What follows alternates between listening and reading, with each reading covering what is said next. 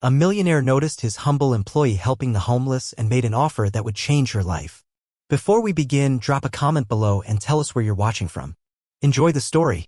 Maya Devere was in her 4th month working at Whitmore Holdings, a high-profile corporate firm based in Silverdale, a busy city on the East Coast. Even after a long day spent sorting spreadsheets and sending reports, she kept up the small habit that had quietly become part of her identity. She walked a few blocks down from the towering glass building where she worked and stopped at Corner and Company, a cozy local market she visited almost every evening. There, she picked up packs of bread, bottles of juice, and granola bars.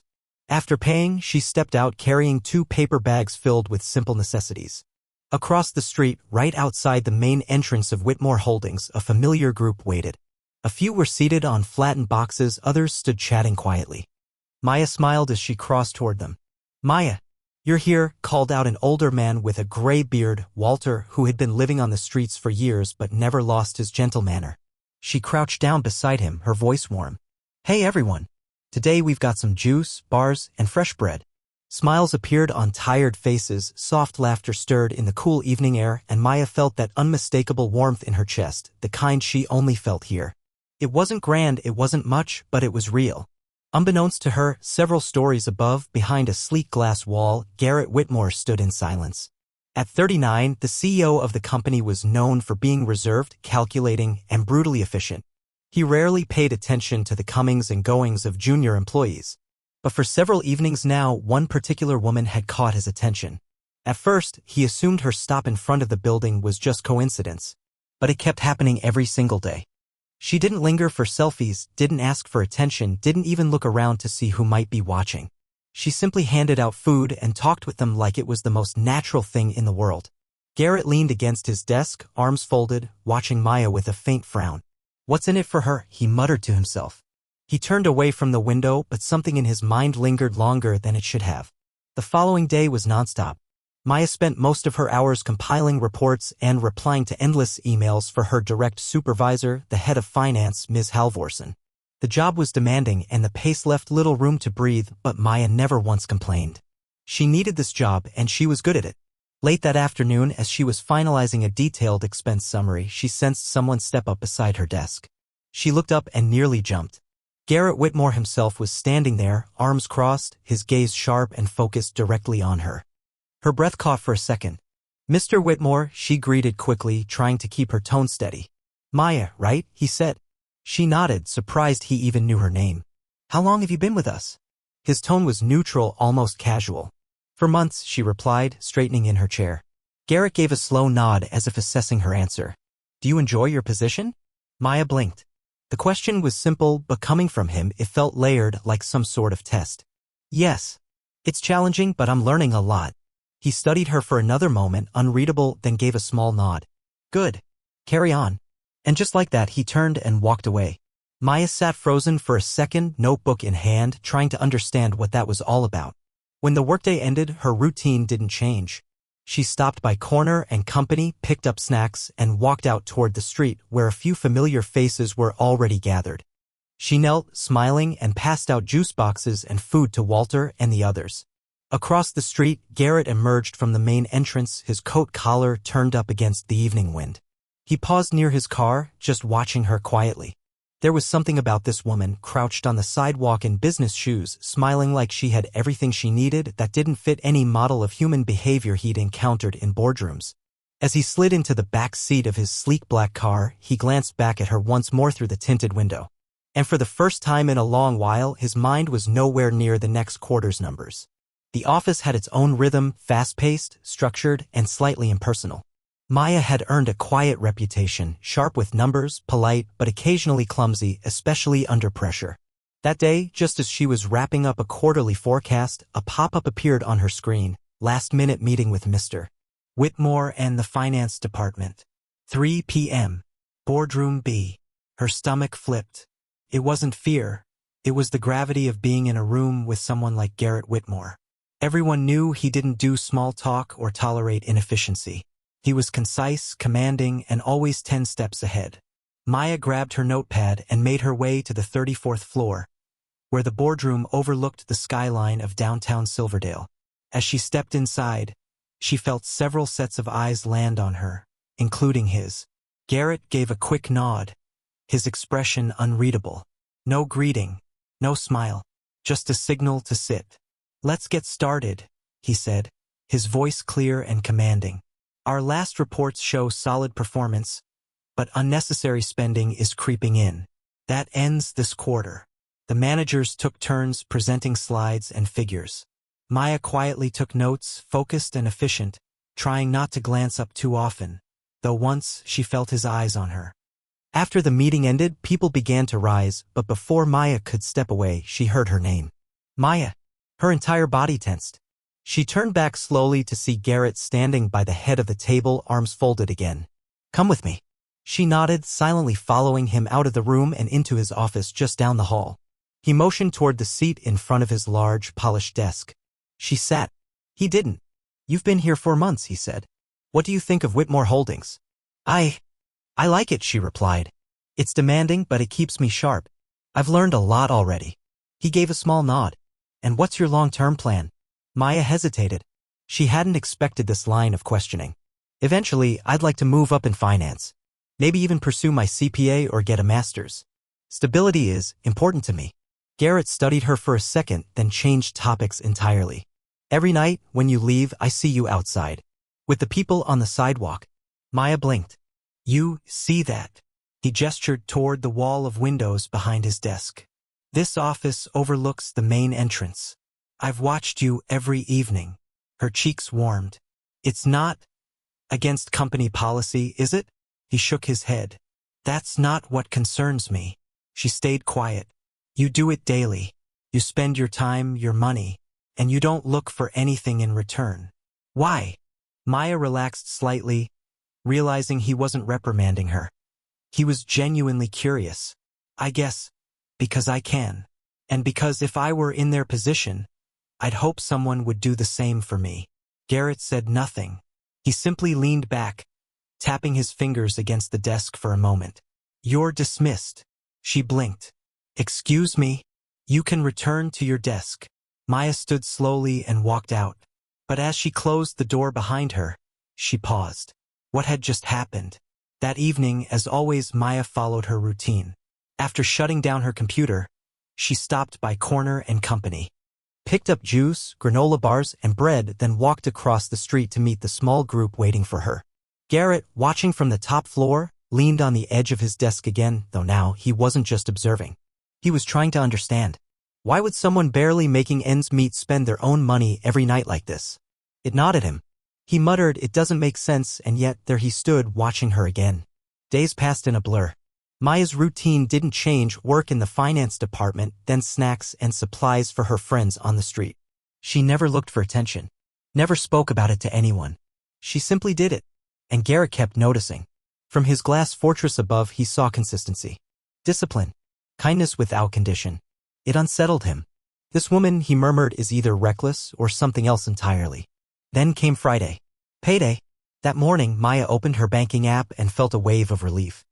Her first full paycheck had arrived. It wasn't much, but it would cover rent, clear a few bills, and maybe allow for a small treat. But that wasn't what stayed on her mind. Instead, she thought of Walter, still wearing his frayed coat and broken shoes. Of Miss Claudine, who curled up each night under only a sheet. Of Troy, the young man who always said he'd find work soon but couldn't quite get there. By the end of the workday, Maya did something different. She changed her route. Instead of just picking up snacks, she walked into Silverdale Thrift, a local discount store. There, she bought a coat and new shoes for Walter, a thick blanket for Claudine, and warmer clothes for Troy. Then she headed to the grocery store and stocked up on items for a real dinner. When she emerged, her wallet was nearly empty. But her heart? Overflowing. Walter's eyes filled with tears as he clutched the coat. "Maya, this is too much." Claudine hugged the blanket to her chest. "I don't even know how to thank you." Troy looked down at his new sneakers and whispered, "Maybe I can actually walk into a job interview now." Maya smiled, her voice gentle. "You don't need to thank me. You do the same for me." Laughter warmed the cold night. For a moment, everything felt lighter until Maya glanced at the time. She had no money left to get home. She blinked, trying to will a solution into existence. But there wasn't one. So, with a sigh, she adjusted her coat and began walking. "It's not that far," she told herself. 30 minutes later, her feet ached in stiff flats, the streets had grown quieter, and the night air was biting. She pulled her coat tighter, trying not to shiver. Then, headlights. A sleek black car slowed beside her. The window lowered. Garrett Whitmore. He didn't look surprised. Only mildly annoyed. How far were you planning to walk? Maya blinked. Home. He stared ahead at the nearly empty road. You live far. She nodded. He exhaled and unlocked the door. Get in. Maya hesitated. She wasn't sure if this was a good idea, riding home with the CEO, but she was exhausted, freezing, and sore. She got in. The warmth of the car was almost shocking after the chill outside. Maya let out a quiet sigh, letting her muscles relax just a little. Garrett drove in silence, the interior filled only with the low hum of the engine. After a few minutes, he glanced sideways. Why were you walking home? Maya hesitated. There was no point in lying. I kind of spent everything I had. His fingers tightened on the wheel. You got paid today. I did. And you already spent your entire paycheck? She nodded almost sheepishly. On what? He asked, not accusatory, just stunned. Maya looked down at her hands. Helping the people outside. The car went dead silent. Garrett stared at her like she'd spoken another language. You spent your entire paycheck on strangers? She gave a small, awkward laugh. When you say it like that, it sounds like a terrible financial decision. He blinked. Because it is. Maya looked out the window. Not to me. Garrett said nothing for several seconds. Then, quietly, do you at least have money for rent? She smiled faintly. Not anymore. But I'll figure it out. He let out a low, incredulous sound, half chuckle, half groan. Unbelievable. You're really. He trailed off. Maya turned to him. I'm really what? He paused, then said, different. She blinked. Was that a compliment? The rest of the ride continued in silence, but it wasn't uncomfortable. It felt charged, like something had shifted. When Garrett pulled up in front of her apartment building, Maya let out a quiet breath of relief. Thanks for the ride, Mr. Whitmore. He looked at her for a long second. If you're going to keep doing this, spending everything you have, at least let me know. I'll cover your ride home. Maya gave him a look somewhere between amused and disbelieving. I'll manage. I always do. She opened the car door and stepped out. But before heading inside, she turned back. Good night, Mr. Whitmore. And thank you for caring. He didn't respond at first, just watched her walk away. And then it hit him. He did care. And he had no idea what to do with that. Garrett Whitmore didn't like distractions. His days were meticulously scheduled, meetings, reports, deadlines, all perfectly arranged. Feelings? Those had no place in his world. Especially not ones that made him question his own beliefs. But on Monday morning, as he sat behind his desk reviewing the week's reports, his focus was shattered. Not by numbers. Not by market volatility. By Maya Devere. He couldn't stop thinking about Friday night, how she had been willing to walk home in the cold, how casually she'd told him she'd spent everything she had. No hesitation. No drama. Just conviction. He ran a hand down his face, frustrated. Who does that? He muttered. She was reckless. She was irresponsible. She was absurdly selfless in a way that clashed with everything he understood about people. But more than anything, she was unforgettable. Across the office, Maya had arrived as usual. Early. Quiet. Focused. From his office window, Garrett glanced down at her desk. She looked calm, as if nothing unusual had happened. As if her entire world hadn't flipped upside down just a few nights ago. He tapped a pen against the edge of his desk, still thinking. After an hour of trying and failing to concentrate, Garrett finally gave in. He pressed a button on his desk phone. Call Maya Devere to my office. Now. Maya was mid-sentence in an email when the notification came through. Her breath caught. She stared at the message, then stood slowly, smoothed her blouse, and walked toward the 35th floor. Garrett's assistant gave her a small nod and gestured toward the door. He's waiting. Maya took a breath and opened the door. Garrett was standing by the window, arms folded, eyes focused on the city skyline. He didn't turn immediately. Close the door, he said. She obeyed, then approached, unsure what to expect. You asked to see me, Mr. Whitmore? He finally turned, his expression unreadable. Yes. I want to understand something. All right, Maya said cautiously. What is it? He stepped closer. Why do you do it? She frowned. Do what? Spend everything you earn on people who'll never repay you. Never give you anything back. You don't ask for credit. You don't even tell anyone. Why? She blinked. So that's what this was about. You really want to know? He nodded. I do. Maya thought for a moment, then answered honestly.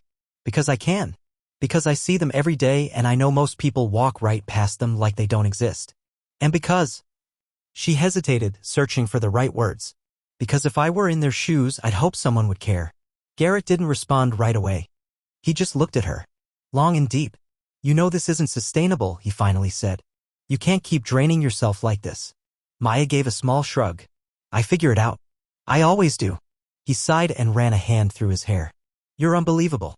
She smiled. So I've been told. Garrett looked like he wanted to say something else, but didn't. Instead, he nodded toward the door. You can go. Maya turned to leave. But just as she reached the handle, he spoke again. If you ever need money for a cab, groceries, anything, just ask. I'll cover it. She turned slowly, surprised. Is this a joke? He shook his head. I'm serious. Maya narrowed her eyes, still unsure how to process this. Mr. Whitmore, I appreciate the concern, but I can take care of myself. That's what I thought too, he said. Until I saw you walking home with frozen hands and no backup plan. She opened her mouth, closed it again. He crossed his arms. Next time, at least accept the ride. Maya stared at him for a few seconds, then gave a quiet sigh. If there's a next time, I'll think about it. And then she was gone. In the following days, Garrett tried to return to normal. But normal wasn't working anymore. He still ran meetings, reviewed reports, and signed off on proposals. But even in the middle of the most important conversations, his thoughts wandered. Back to Maya. He told himself he was simply intrigued, curious, that it was professional. It wasn't. He found himself watching her more than before, not just when she left work, but during work. How she interacted with colleagues, how she kept her head down, didn't try to stand out, and yet always stepped in when someone needed help. And he noticed something else. She didn't see her own worth. That irritated him. She was competent, quick, reliable, and still, she doubted herself every time someone praised her work. Why? He didn't know, but he intended to find out. On Tuesday morning, Garrett walked into his office and called in Daniel Fry, one of his senior directors. I want a detailed report on last quarter's operating costs. I want it by Friday. Daniel nodded. I'll assign the team now. Garrett added, put Maya Devere on it. Daniel blinked. Maya? The junior assistant. That's right. She's new, he said carefully. Are you sure she's ready for that level of analysis? Garrett didn't flinch. That's what I want to find out. Maya was deep in a revenue breakdown when the email hit her inbox. She'd been added to a high-level finance project alongside senior analysts. A full review of operational costs, ending with a formal presentation to the executive board. She stared at the screen. Was this real? Before she could even breathe, a message from Garrett popped up, come to my office. Now. She stood up, trying to hide her nerves, and made her way upstairs.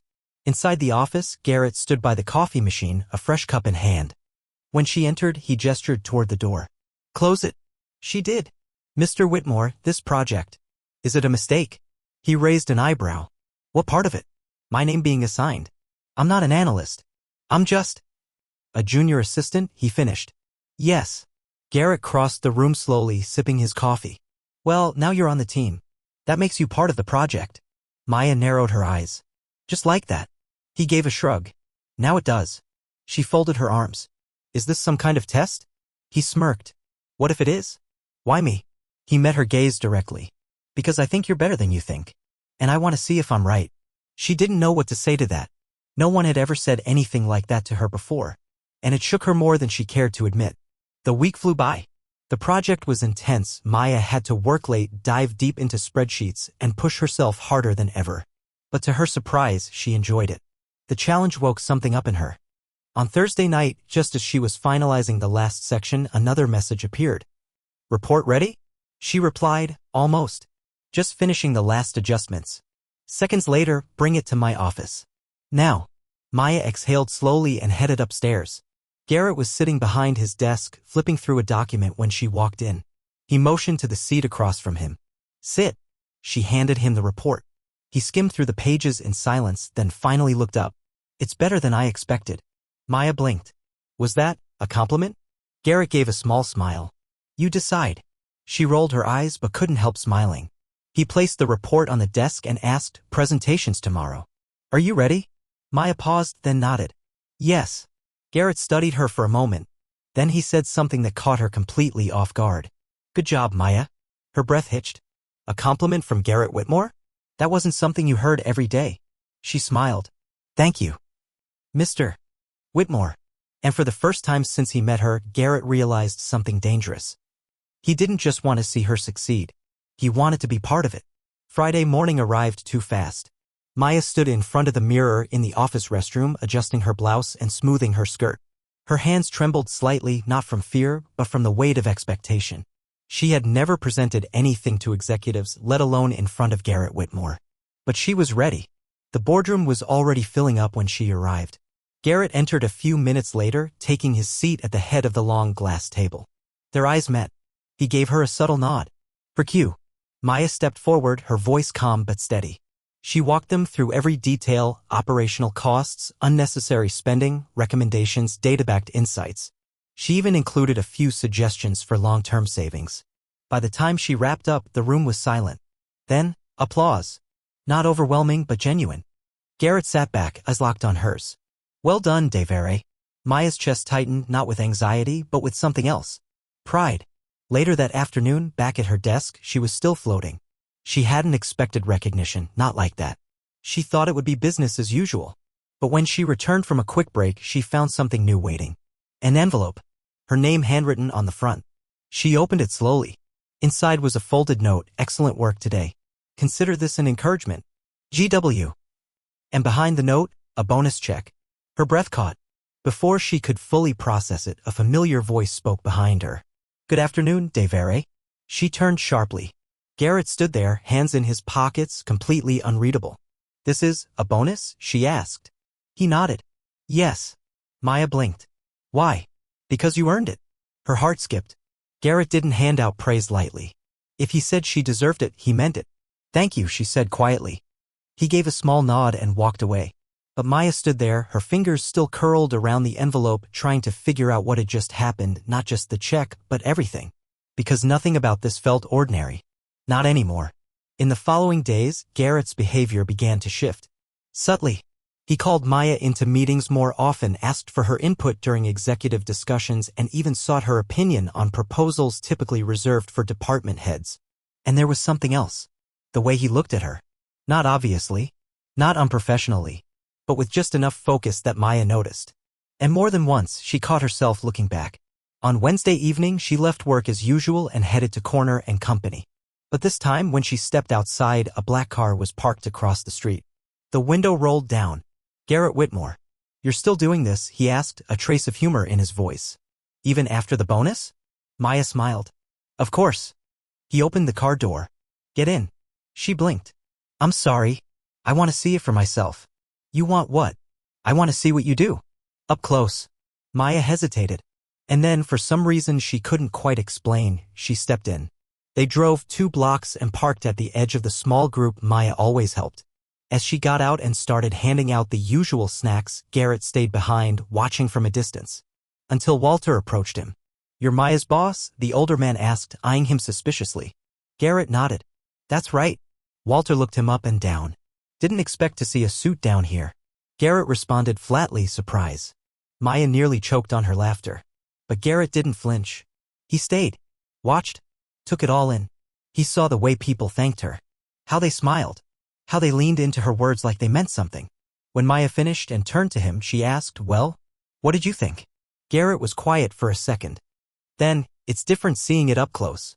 She smiled. "Helping people feels good. You should try it more often." He raised an eyebrow.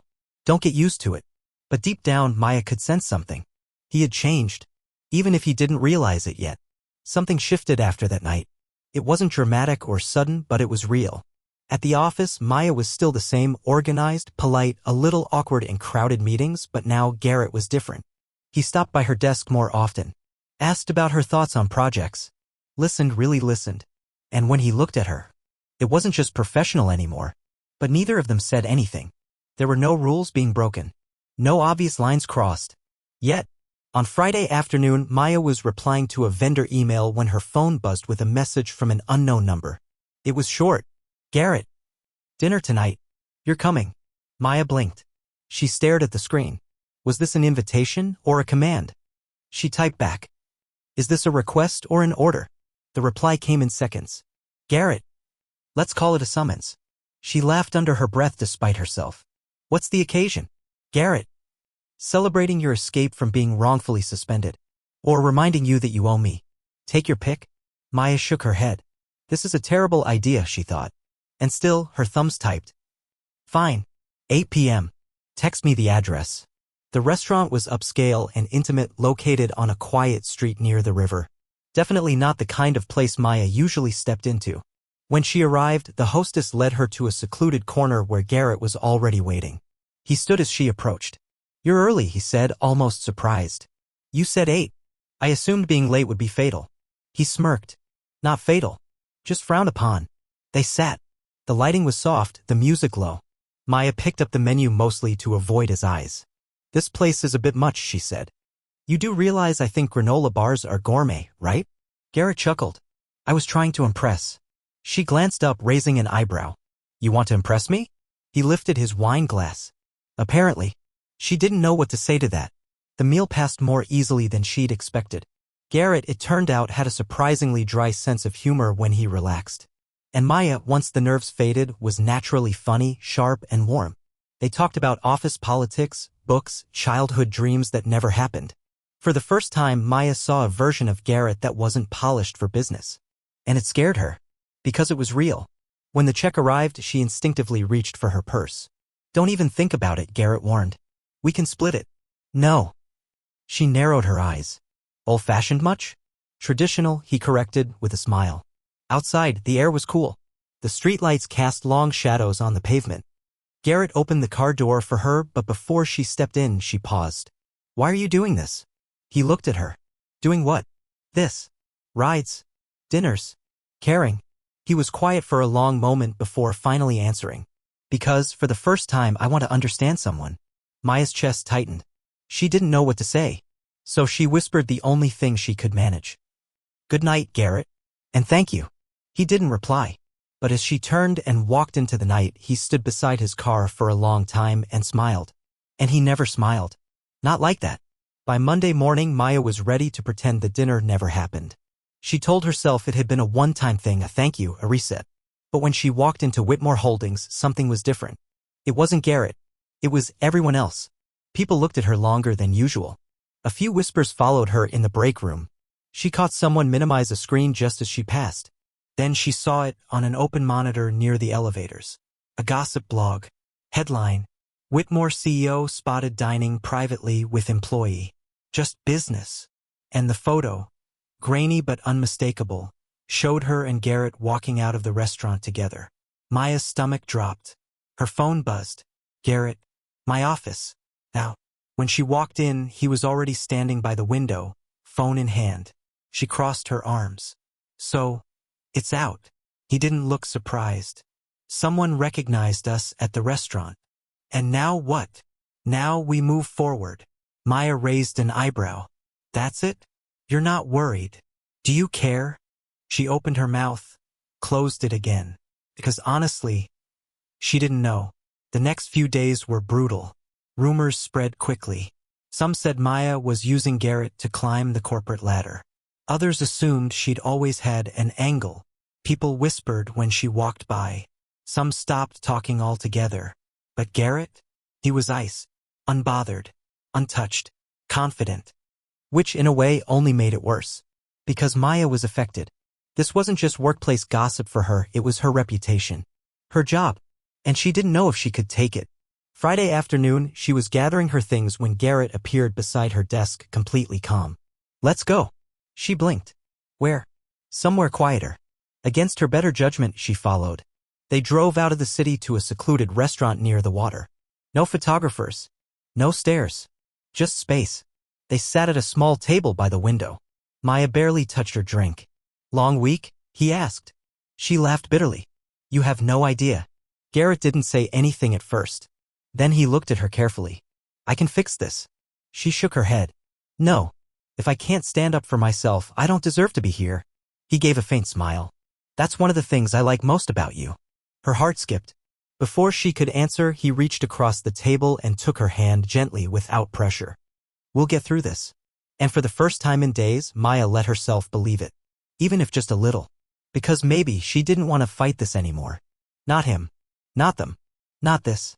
Maya never imagined her life would turn into a headline. When she started working at Whitmore Holdings, all she wanted was stability.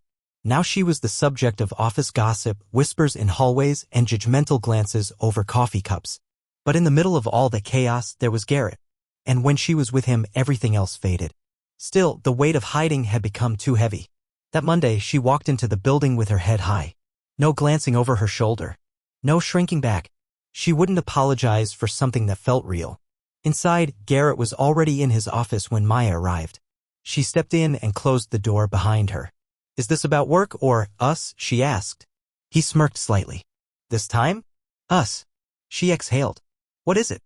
He leaned against the edge of his desk, arms crossed. "We can't keep pretending nothing's happening." Maya didn't move. "You want to make this public?" she asked carefully. "I don't want to hide." She swallowed. "You're the CEO." He nodded. "And you're not just anyone anymore." She didn't respond right away. But deep down, she knew this day would come. And maybe part of her had been waiting for it. The next morning, something changed in the air. She could feel it the moment she stepped out of the elevator. Conversations paused when she entered the room. People looked at her longer. A few stared openly. Then she saw it. On the front page of an industry news site. Garrett Whitmore seen with junior employee, sources suggest ongoing relationship. No names. But the photo was clear. It was them leaving the restaurant, his hand just barely on her back. Maya's heart pounded. She turned and walked straight to her desk. Her phone buzzed. "Garrett." "Ignore it. We'll deal with it together." But together didn't stop the stares. It didn't silence the whispers. And for the first time, Maya felt the cost of being seen. Not as a woman, not as a colleague, but as his. And it hurt more than she expected. By Friday, things reached a boiling point. After a long day of avoiding glances and pretending not to hear the rumors, Maya was at her desk when Garrett appeared. "Let's go," he said. She didn't ask where. She just followed. They drove in silence to a quiet place outside the city. Just water, lights, and quiet. When they sat, Maya finally broke. "I didn't sign up for this." Garrett looked at her. "I know." She stared out at the water. "People think I'm using you. Let them." She turned back to him, frustration in her eyes. "You don't care what people say?" He hesitated, then said something she didn't expect. "I care what you say." Maya's breath caught. "I didn't expect you," he added. "You weren't part of the plan." She gave a small laugh. "That makes two of us." He reached for her hand again. "We'll figure it out." And in that moment, Maya realized something terrifying and undeniable. She didn't want out. She wanted him.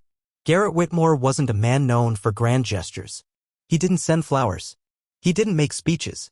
His world was built on control, precision, and outcomes. But Maya had changed the equation. And he was finally ready to act on it. On Monday morning, Maya walked into the office to find an envelope on her desk. No one else had one. Her name was handwritten in Garrett's familiar, slanted script. Inside, a crisp note. "Strong work last quarter. Consider this a step forward. GW." And attached to it, a bonus check. A big one. Maya froze. Was this even allowed? Before she could process it, she heard someone behind her. "Good morning, Devere." She turned to find Garrett, hands in his pockets, calm as ever. "This is a bonus?" she asked, half whispering. He nodded. "Yes." "Why?" He shrugged. "Because you earned it." Her breath hitched. She looked down at the envelope again. "Thank you," she said quietly. He nodded once and walked away. But the ripple had already started. Whispers spread. Eyes narrowed. People talked. In the days that followed, Garrett's attention to Maya became more visible. He called her into more meetings, asked for her opinion during strategy sessions, even assigned her to projects no one expected. Some colleagues were impressed. Others weren't. Maya could feel the tension. Some smiles felt forced. Some conversations stopped when she entered the room. And still, she didn't stop working. If they were going to judge her, she'd give them nothing but excellence to talk about. One evening, Maya left the office and, as usual, crossed the street to Corner and Company. But as she stepped out with her bag of snacks, she noticed a familiar car parked across from the company. The window rolled down. "Garrett, you're really doing this again?" he said, amused. "Even after the bonus?" She smiled. "Of course. He pushed the door open. Get in. She raised an eyebrow. To where? I want to see it again. For real this time. Maya hesitated and then got in. This time he walked with her. The homeless community welcomed her with familiarity and affection. But Garrett? He was an outsider in every sense, tailored coat, polished shoes, guarded expression. Still, he stayed. Watched. And eventually he spoke. When Walter thanked Maya with tears in his eyes, Garrett asked, "How long have you known them?" Maya handed out a pack of juice. "Since my second week at the company." "And you've been doing this, every night?" She nodded. "They matter to me." Garrett didn't say anything. Just watched. And somewhere between the exchange of granola bars and laughter around the sidewalk, something in him cracked. On the drive home, Maya turned to him. "Still think I'm reckless?" Garrett didn't answer immediately. "No," he said finally. "I think you're the most grounded person I've ever met." Maya looked away, heat rising to her cheeks. They stopped in front of her building. She reached for the handle, but paused. "Why are you doing this, Garrett?" He didn't look at her, just stared through the windshield. "Because I'm tired of watching." And that night neither of them slept. Not from regret, but because they both knew this wasn't just going to disappear. The day started like any other. Maya arrived early, reviewed reports, responded to emails. She was just starting to feel like the tension in the office was easing. Then came the notification. Subject: Urgent report to conference room 4. Sent by Claire Moreno, the finance director. Maya frowned. When she entered the room, something felt off.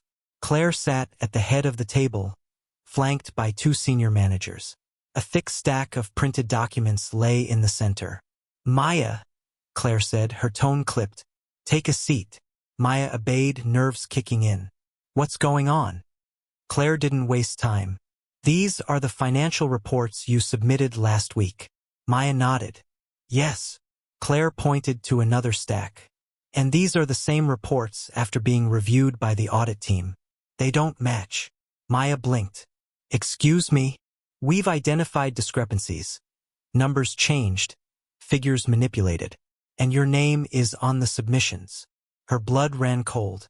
"This is a mistake." Claire's tone stayed icy. "You're being accused of altering financial data, Maya." "No, I didn't. We have procedures." One of the managers interrupted. "You're being suspended while we conduct a full investigation." Maya felt like the floor had dropped out beneath her. "You're suspending me?" "It's protocol," Claire said. "Effective immediately." An hour later, Maya walked out of the building with a cardboard box in her arms. Some colleagues watched. Some looked away. But they all knew. The rumors would spread in minutes. And just when she thought she couldn't feel smaller, Maya. She turned. Garrett was striding across the lobby, his expression sharp and unreadable. She stopped. "So you've heard. What the hell is happening?" "I've been suspended," she said, voice tight. "They think I manipulated reports." Garrett's jaw tightened.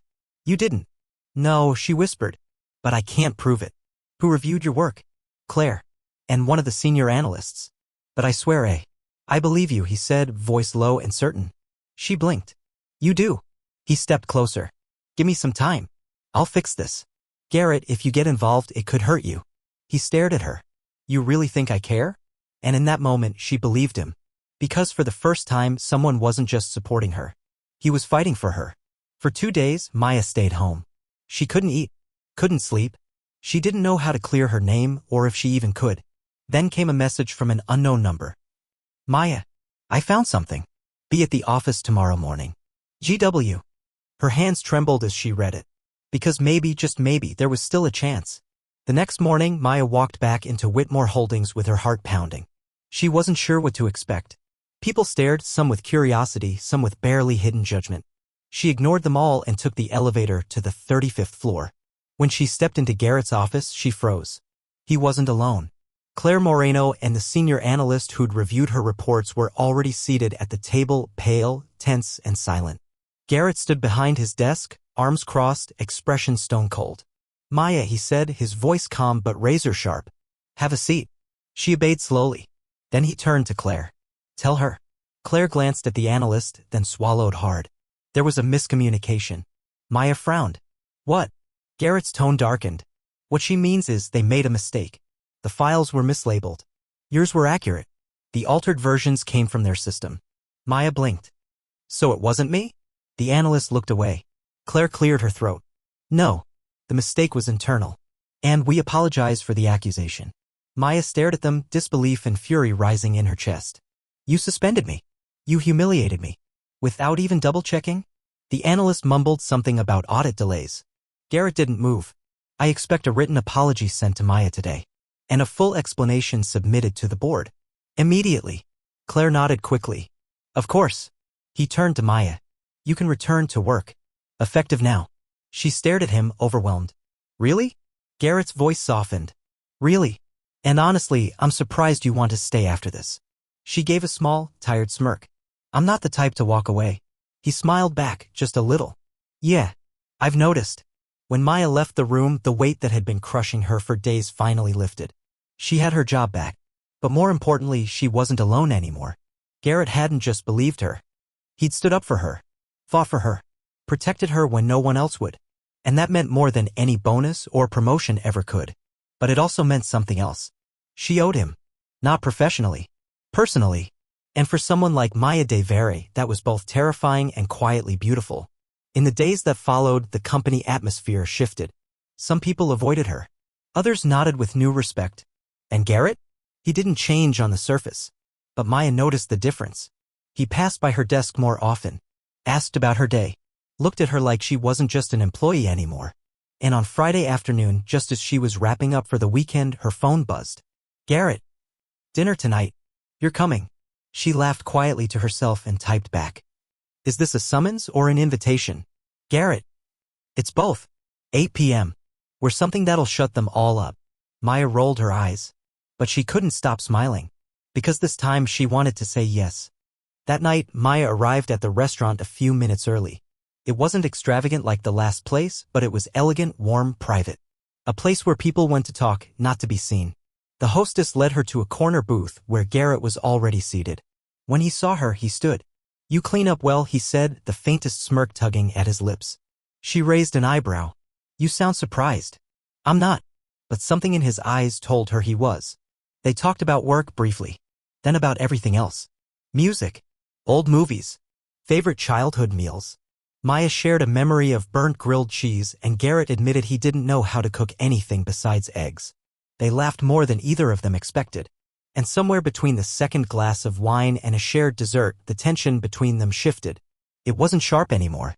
It was soft. Undeniable. And absolutely real. When the check arrived, Maya didn't even try to reach for her wallet. You're learning, Garrett said. I'm adapting, she corrected. As they stepped outside, the night was calm, the streets quiet. The car waited nearby, but neither of them moved toward it. Maya looked up at him. Garrett. He turned to face her, his expression unreadable, but his eyes said everything. And before she could stop herself, she whispered, This is dangerous. His voice was low. I know. You're my boss. I'm aware. She hesitated. Then why you? Because I haven't wanted something like this in a long time, he said. And I'm not going to pretend I don't anymore. The words settled between them like slow thunder. Then, quietly, Garrett reached out and tucked a strand of hair behind her ear. You can stop me, he said, his voice barely above a whisper. But she didn't. Instead, she leaned in. And he kissed her. It wasn't rushed. It wasn't unsure. It was a moment waiting far too long to happen. When they finally pulled apart, Maya looked up at him, her heartbeat like a drum in her chest. Garrett smiled, an honest, quiet smile. Still think this is a bad idea? He asked. She let out a breathless laugh. Absolutely. And then she kissed him again. Because maybe bad ideas were exactly what she needed. For the first time since joining Whitmore Holdings, Maya woke up feeling different. Not anxious. Not exhausted. Just quietly hopeful. The kiss had changed everything. Not because it was unexpected, but because it finally made everything real. She didn't know what came next. But she knew she wanted more. At the office, things remained professional. On the surface, Garrett didn't act differently around her in meetings. He didn't hover or linger. But Maya noticed the small things. The way he paused when she spoke, waiting for her to finish even when others interrupted. The quick glances across the room during briefings. The way he walked just a little slower when they left the building at the same time. And then there were the messages. Short, subtle, private. Garrett, lunch, rooftop, no suits allowed. Or, If you're gonna keep looking at me like that during meetings, I'm gonna start forgetting what we're discussing. Maya would roll her eyes, but secretly, she loved it, because it was theirs. Some colleagues started to notice something, but no one said it out loud. Not yet, but the air had shifted, and Maya knew it wouldn't be long before questions turned into whispers. On Wednesday morning, Garrett showed up at her desk, in front of everyone. "Ms. Devere," he said evenly, "would you join me for coffee?" Maya blinked. "Now?" "It's a summons," he said, and gave the faintest smirk. She stood, ignoring the curious glances, and followed him down the hall. Inside the cafe, he ordered for both of them without asking. "Black coffee. No sugar," he told the barista. Maya crossed her arms. "You think you know me?" "I do know you." They sat in the quiet corner. Garrett leaned in, serious now. "I want you to start joining executive briefings. Full access." Maya nearly choked. "Wait, what?" "You're already doing the work. It's time others see it." She hesitated. "That's a big step." Garrett studied her. "You're ready." She looked down at her cup. "What if people talk?" "They already are." "And you don't care?" He shook his head. "Not about them." Maya met his gaze. Something clicked in her chest. She wasn't just with someone powerful. She was becoming powerful in her own right. That night, Garrett walked her to her car. They didn't kiss. Not in public. But as she opened the door, he whispered, "Dinner. Tomorrow." She nodded, then paused. "You know this is moving fast, right?" He leaned in, voice low. "I've waited long enough." And for the first time, Maya stopped wondering if this was dangerous. She started wondering what it would feel like to fall all the way. Maya told herself she could keep things simple. Just show up, do the work, keep her head down, and maybe keep her heart out of it. But every time she saw Garrett, every time he looked at her like she was the only one in the room, she forgot how to be cautious. She forgot how to not fall. In the days that followed, their interactions multiplied. Sometimes it was coffee before meetings. Sometimes it was a ride home after work with music low and conversation easy. Sometimes it was just a look across the boardroom table, brief, electric, undeniable.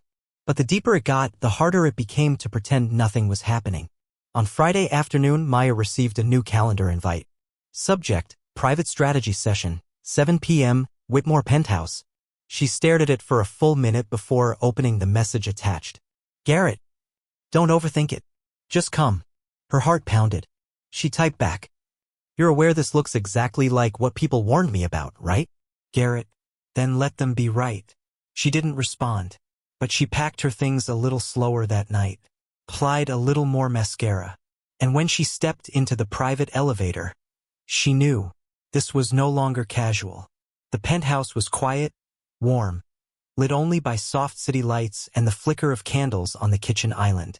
Garrett was standing near the window, jacket off, sleeves rolled up, a bottle of wine open beside him. "You came," he said without turning. "I told myself I wouldn't. And yet," she stepped closer. "This isn't work, is it?" He turned toward her. "No." She swallowed hard. "Then what is it?" Garrett took a step forward, closing the distance between them. "It's real," he said, "and I'm done pretending otherwise." Maya's breath caught. He reached for her hand. "You said this was dangerous. You were right, but you never asked if I liked dangerous."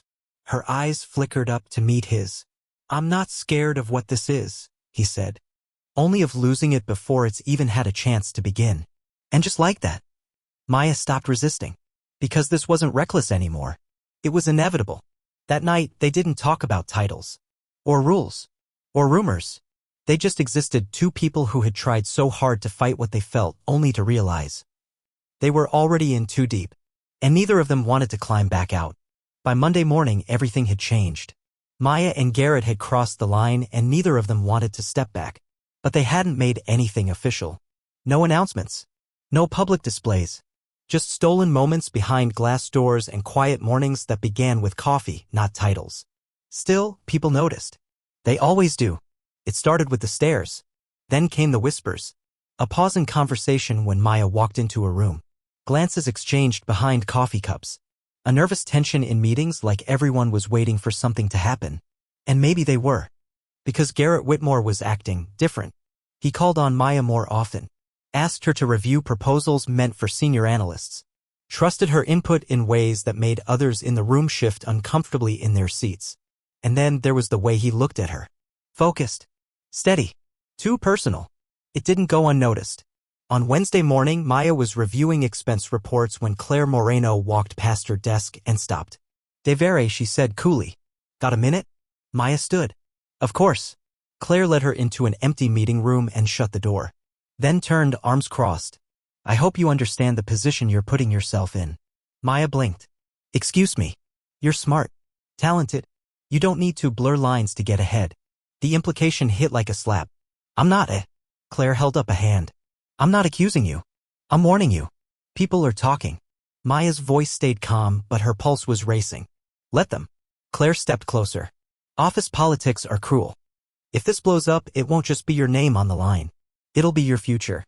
Then she turned and walked out, leaving Maya standing there, angry, embarrassed, and suddenly unsure. That night, Garrett noticed her silence during the drive home. "You're quiet," he said. Maya didn't respond at first. Then, "They think I'm using you." He glanced over. "Do you care what they think?" "I care what it means. For me. For you. For this." Garrett pulled the car over to the side of the road. "Put it in park." Then turned to her fully. "You're not some assistant sleeping her way up, Maya." She looked at him sharply. "You're one of the smartest, most capable people I've ever worked with.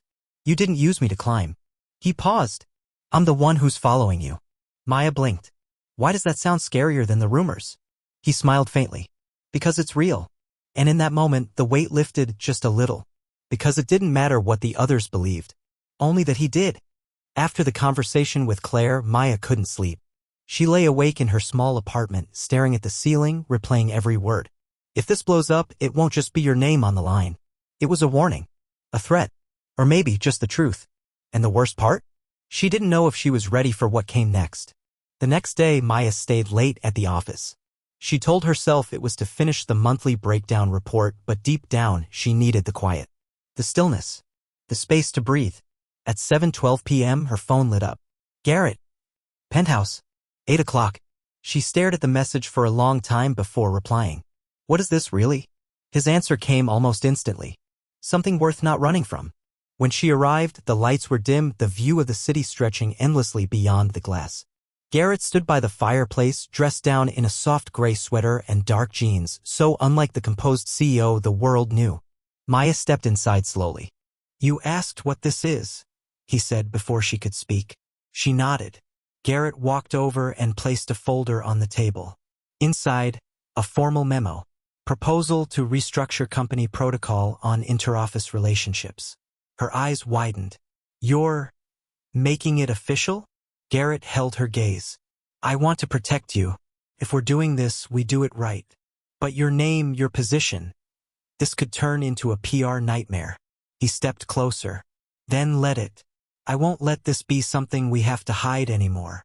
Maya looked down at the document, then back up at him. "You'd really put your reputation on the line for this?" Garrett didn't flinch. "I already have." Silence stretched between them. And then, she smiled. Soft. Real. Brave. "Okay," she whispered. "Let's stop running." Garrett reached for her hand and pulled her in, his voice low. "No more hiding, Maya. Not from them. Not from me. Not from this." And when they kissed again, it wasn't uncertain. It was a decision. That night, Maya lay in his arms, watching the city lights flicker. She didn't know what tomorrow would bring. But for the first time, she wasn't afraid. Because she wasn't in this alone anymore. By Monday morning, the news had already spread. Maya didn't see it first, Lena from HR did. She was whispering by the elevator, phone in hand. "Look," she said, tilting the screen toward her coworker. A headline blazed across the top of a business news site. "Garrett Whitmore, CEO of Whitmore Holdings, spotted in romantic dinner with junior employee." No names. Just a photo, slightly blurred, but unmistakable. Garrett. Maya. Leaving the restaurant together, his hand gently on her back. And just like that, it was real. Not just to them. To everyone. When Maya stepped off the elevator, the floor went quiet. Some greeted her as usual. Others didn't meet her eyes. And a few just stared. She kept walking, but inside her heart was pounding. At her desk, her phone buzzed with a message from Garrett. Garrett. My office. Now. She stood up without hesitation. Inside, the blinds were already drawn. Garrett was calm. As always. This got out faster than I planned, he said. No kidding. He handed her a copy of the official statement drafted by legal and PR. Mr. Whitmore and Ms. Devere have entered into a consensual relationship outside of work hours. Company policy has been reviewed and updated to reflect transparency and fairness. No professional favoritism will be tolerated or practiced. Maya read it twice, then looked up. You're really doing this? He nodded. We are. The following days were chaos. Blogs speculated. LinkedIn posts hinted. Inside the office, the energy split into factions, some whispered and judged. Others smiled behind closed doors, clearly rooting for her. But Maya? She held her head high.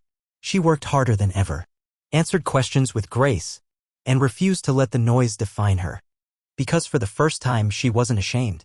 She hadn't manipulated. She hadn't cheated. She just followed something real. And the man who once seemed untouchable?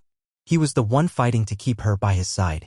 By Friday afternoon, something had shifted. People stopped whispering. Projects resumed. And Garrett? He stepped into the break room like he always did, but when he caught Maya's eye across the room, he didn't look away. He smiled. Not the CEO smile. The one that was just for her. And for the first time since it all began, Maya smiled back without hesitation. Because this wasn't a secret anymore. It was something stronger than the gossip. Something worth standing for. The calm didn't last. By the following week, whispers gave way to something worse: meetings. Behind closed doors. With board members, lawyers, advisors. And Maya wasn't invited to any of them. But she felt the shift in the air. Emails slowed.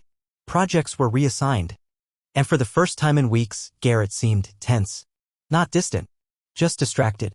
Like something was building behind the scenes. On Wednesday afternoon, she got the call. Not from Garrett. From Max Ellington, the head of corporate compliance. Maya, the board would like a word. She didn't flinch. Just nodded. Now? Yes. Conference room 12. That was the one with no windows. No warmth. Just cold glass and harder eyes. When she entered, 5 people sat in silence. The door clicked shut behind her. Max gestured. Please. Sit. She did. Then came the questions. How long has your relationship with Mr. Whitmore been active? Was he involved in your bonus approval? Have you received promotions or project assignments influenced by your connection? Maya answered everything. Calm. Clear. Precise. No. He didn't influence my work. Yes, I earned that bonus. No, I was added to projects by directors, not Garrett directly. Finally, one of the older board members leaned forward. Do you realize how this looks to shareholders? Maya met his eyes. I do. And I also know how it feels to finally be seen for what I bring to this company, not just who I'm dating. Silence. Max nodded slowly. That's all for now. When she left the room, her legs were shaking, but she didn't let it show. And Garrett was waiting by the elevators.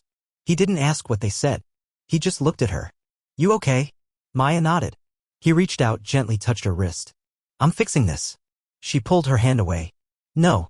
We are. Because if she was going down, she wasn't going quietly. And if they were going to fight for this, they'd fight together. The board meeting was scheduled for 8 a.m. sharp. By 7:55, all 12 directors were seated. And at 8:01, Garrett Whitmore walked in alone. No assistant. No lawyer. No armor. Just him. He stood at the head of the long table, buttoned his jacket, and met every pair of eyes. I understand there are concerns regarding my relationship with Maya Devere. No one spoke. So he continued. I won't pretend it's ideal timing. I won't pretend it's clean. But I also won't apologize for it. A quiet shuffle of papers. Raised eyebrows. Garrett's voice stayed firm. Maya earned everything she's achieved here. Before she ever had dinner with me. Before I ever noticed she was more than another brilliant employee. A pause. Then, if anyone here believes she was promoted because of me, prove it. If anyone here believes I've made this company vulnerable, show me how. No one did, because they couldn't. Garrett stepped forward slightly. This company is built on results. Growth. Vision. That's what I bring. And I'll keep bringing it, with or without your approval of my personal life. Someone at the far end of the table cleared their throat. And what if the press escalates? Garrett didn't blink. Then we stand by our values, or we prove we never had any. The room went still, because no one expected that. When the meeting ended, Garrett stepped into the hallway and saw Maya already there. She looked at him, unsure. "Well?" she asked. He gave her a slow, almost tired smile. "I told them the truth," she swallowed. "And they didn't fire me." Maya blinked. "That's good." He stepped closer, his voice lower now. "But even if they had, you would have been worth it." She stared at him. Then, for the first time since the article, since the rumors, since the long nights of doubt, she reached up and kissed him right there in the hallway. No fear, no hiding, just them. And down the hall, through the glass wall, at least one board member watched in silence. No notes, no judgment, just one simple thought. This isn't a scandal. It's a beginning. Weeks passed, and just like that, things calmed. The news cycle moved on. The whispers faded, and the world returned to its usual pace. But something between them had shifted permanently. Garrett and Maya no longer had to hide glances or tiptoe around feelings. Their relationship wasn't office gossip anymore. It was just theirs. They still worked hard. Maya took on more responsibility, started mentoring junior analysts. Garrett pushed for a new initiative to expand diversity in leadership. They were still ambitious, still driven, but they'd learned how to build together instead of apart. And that made all the difference. One Friday night, Garrett asked her to dinner. Just the two of them. No schedule. No agenda. She assumed it would be casual. It wasn't. The restaurant was small, quiet, tucked away in a corner of Brookhaven they'd never visited before. Candlelight. Wine. Her favorite pasta. Maya narrowed her eyes halfway through the meal. "What are you doing?" Garrett leaned back, trying to look innocent. "Feeding you." She smirked. "You hate surprises." "Correction," he said. "I hate being surprised." She raised an eyebrow. "So I should expect one?" He didn't answer. Instead, he stood slowly, walked to her side of the table, and knelt, right there, in the middle of the room, without shame, without fear. "Maya Devere," he said, pulling a small velvet box from his coat. She forgot how to breathe. "I never believed in fate," he said. "I believed in plans, logic, control." He opened the box. Inside, a ring that shimmered like it already knew her answer. "But then you walked into my life, and none of those things mattered anymore." She stared at him, eyes wide. "You didn't change who I was," Garrett said. "You reminded me who I could be." He took her hand. "And if you'll let me, I want to spend the rest of my life proving you were right about me." He paused. Then softly, "Will you marry me?" Maya couldn't stop the tears, or the laugh, or the quiet yes that followed like it had been sitting on the tip of her heart for months. He stood, slid the ring on her finger, and kissed her, slowly, deeply, like the world could wait. And for the first time it did. Because this wasn't just a love story between an assistant and a CEO. It was the story of a girl who never stopped giving. And the man who finally learned how to give back. Together. No conditions. No secrets. Just them. Forever.